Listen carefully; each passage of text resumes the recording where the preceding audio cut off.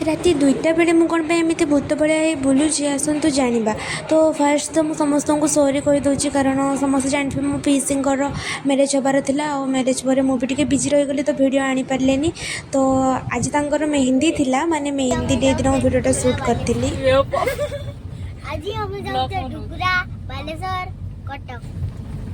तो भाया जो टाउटर दीटा थे ना ढेकानाल तो बाकी रखुले नहीं। तो आम ए मेहंदी नवा चली आसलु। तो ये माटी हांडी चा पी देलु जेहेतु वर्षा हो जाता पाग पूरा मस्त था। तो समस्ते माटी हांडी चा पीदेलु आमर जहाँ भी जिनस नबार था नहीं चली आसलु।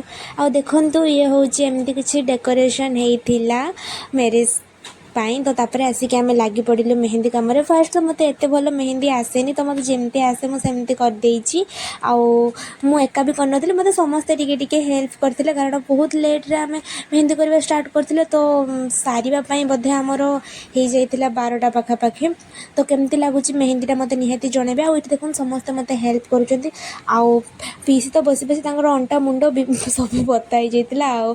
दादा मुंड मसाज करदे। देखो मेहंदीर फाइनाल लुक केमती मत निहाती कमेंट जनइबे। तापर मेहंदी सरला मुझे बस पड़ी टे फेसियाल हाँपाई कारण मैरेज अच्छी ना समस्ते फेसियाल होते। लास्ट मुझे थी राति 2टा बेले देखो टाइम आपन को देखा माने राति 2टा होते आमर कम सर मैंने सका मैरेज तापर आम ये भूत भाया कम करुचे सब। तो फाइनाली एबे मोर सरीगला से मो भूत भाया होगी बुलूली।